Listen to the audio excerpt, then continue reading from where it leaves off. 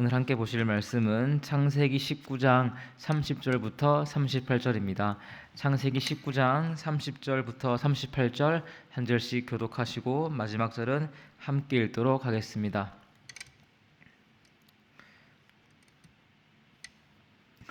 롯이 소알에 거주하기를 두려워하여 두 딸과 함께 소알에서 나와 산에 올라가 거주하되 그 두 딸과 함께 굴에 거주하였더니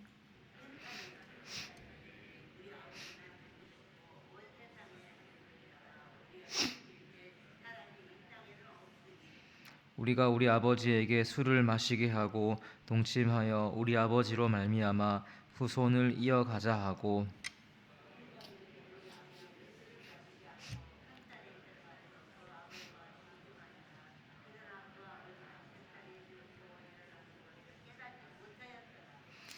이튿날 큰딸이 작은딸에게 이르되 어젯밤에는 내가 우리 아버지와 동침하였으니 오늘 밤에도 우리가 아버지에게 술을 마시게 하고 내가 들어가 동침하고 우리가 아버지로 말미암아 후손을 이어가자 하고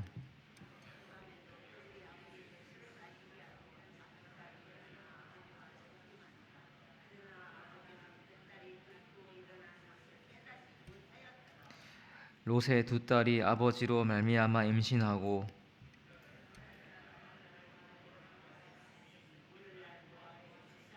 함께 읽겠습니다. 작은 딸도 아들을 낳아 이름을 베나미라 하였으니 오늘날 암몬 자손의 조상이었더라. 아멘. 인생은 태어남과 죽음 사이 선택이란 말이 있습니다. 선택이 참 중요함을 우리에게 말해주는 말입니다. 또 특별히 우리는 기독교인으로서 믿음의 선택을 해야 하는데 이것이 참 어려운 것 같습니다. 우리가 주님을 신뢰할 때도 있지만 넘어지는 것이 우리의 현실인 것 같고 또 하나님을 믿지 못한 결과가 우리에게 좋지 않게 돌아온 것은 아닐까 두려운 마음이 들 때가 있습니다. 오늘 말씀을 통해 믿음은 어디에서 오는지 듣고 평안과 기쁨을 누리는 저와 여러분 되기를 소망합니다. 본문 30절 보시면 롯은 소알에 있기 두려워합니다. 그리고 원어적으로 보시면 그는 또한 걱정하고 놀란 상태라고 할 수 있습니다. 주님께서 내리신 불심판을 보았고 아내는 소금 기둥이 되었으니 그럴 만도 합니다. 이에 몹시 놀라고 또 자신에게도 무슨 화가 있지 않을까 심한 걱정이 그를 사로잡고 있습니다. 그리고 그래서 자신이 주체가 되어 산에 올라가 굴에 거주합니다. 그런데 31절 보시면 롯과 함께 두 딸이 있는데 이들 역시 근심합니다. 순리에 따라 배필을 구해야 하는데 방법이 없어 보입니다. 먼저 두 딸은 소돔성에서 남자들에게 버림받은 처지이고 폭도들에게 봉변을 당할 뻔했습니다. 그래서 그 지역 남자들은 더 이상 믿기 어려웠을 것이고 또 살아남은 지역 주민이 보기에도 가난한 롯의 두 딸과 결혼하지 않을 것 같습니다. 그래서 그들은 음모를 꾸밉니다. 32절입니다. 우리 아버지에게 술을 마시게 하고 동침하여 후손을 이어가자.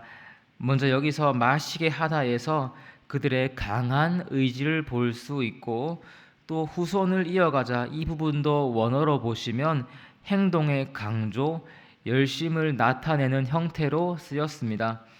그들은 자손이 없을까 걱정했고 이에 자신들의 힘으로 이어가려 했고 비윤리적 행동도 거침없이 행하고 있습니다.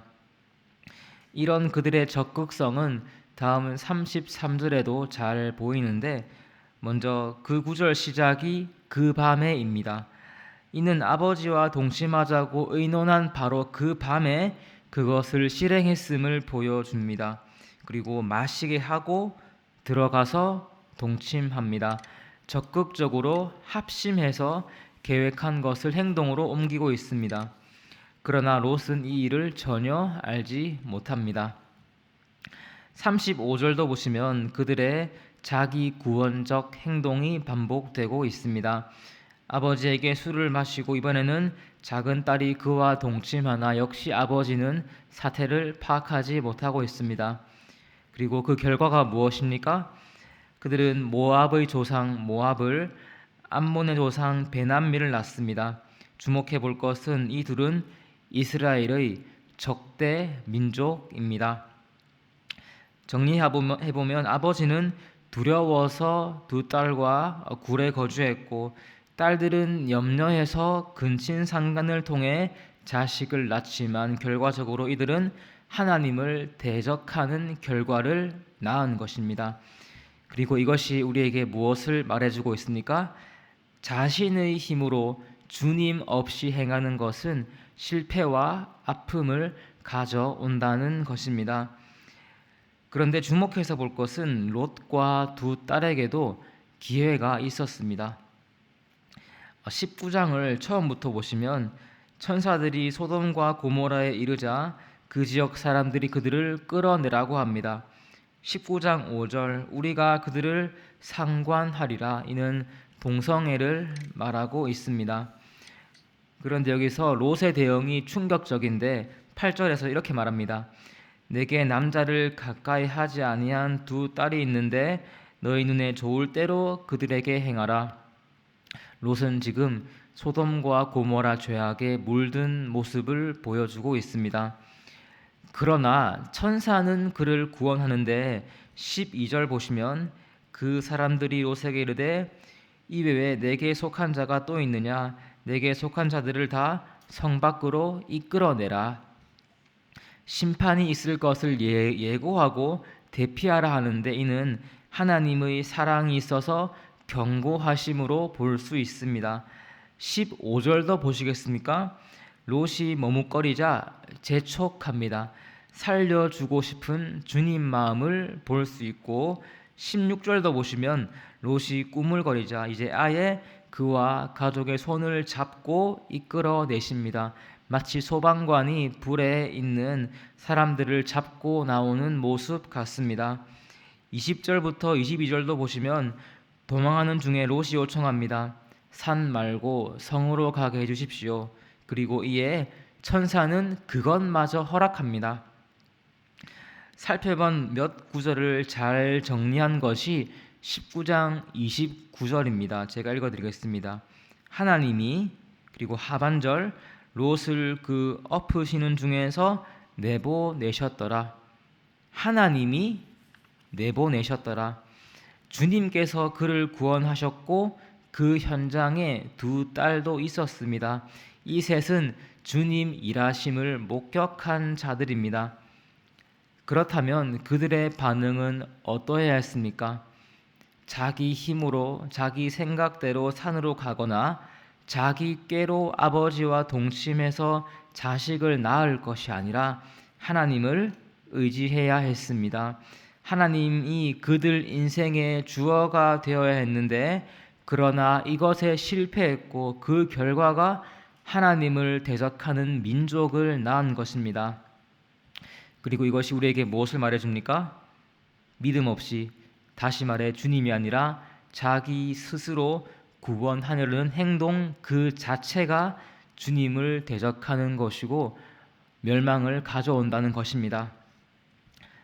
그럼 한번 생각해 볼 것이 모압, 암몬이 아니라 이스라엘을 낳는 것은 무엇입니까? 당연히 믿음입니다. 로마서 4장 18절 제가 읽어드리겠습니다. 아브라함이 바랄 수 없는 중에 바라고 믿었으니 이는 내 후손이 이같으리라 하신 말씀대로 많은 민족의 조상이 되게 하려 하심이라.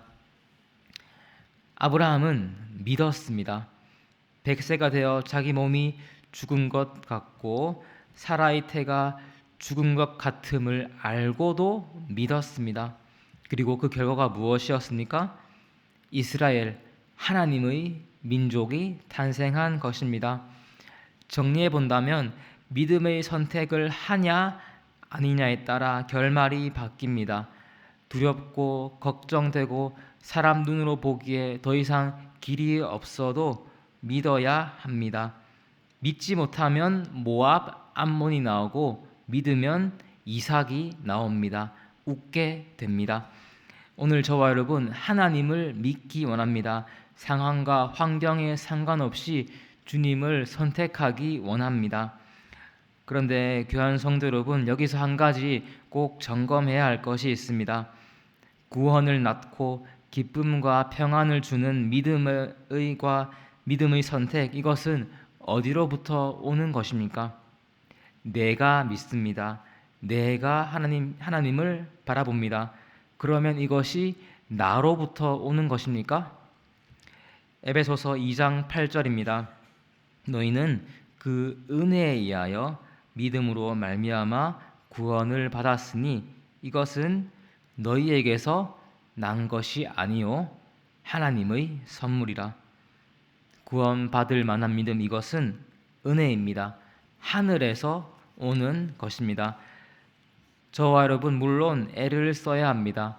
주님을 신뢰하려고 의지하려고 노력해야 합니다. 그러나 그 노력 이전에 은혜가 있음을 꼭 기억해야 합니다. 그리고 이 사실 때문에 우리는 또한 안심할 수 있습니다. 우리가 때로 롯처럼 또 두 딸처럼 불순종하고 연약할지라도 우리 안에 믿음은 사라지지 않습니다. 하늘에서 왔기 때문입니다. 특별히 여기 우리들 예수를 주로 고백하는데 이것이 우리가 주님 주시는 믿음을 받았다는 증거입니다. 이것을 잘 알 수 있는 것이 아브라함도 불순종을 거듭했습니다. 주님 약속이 있었지만 아내를 누이라 했고 여종과 동침했습니다. 하나님을 신뢰하지 못하고 자기 꾀를 낸 것이 롯과 두 딸의 모습과 흡사합니다. 그러나 하나님께서 그에게 유효한 믿음을 허락하셨기에 그는 그 선물 받은 믿음으로 이삭을 낳았고 더 나아가 믿음의 조상이라 불리게 된 것입니다. 하나님의 은혜 가운데 믿음의 선택을 하며 삶 가운데 이삭을 낳아 웃음을 맛보는 저와 여러분 되기를 소망합니다. 기도하시겠습니다.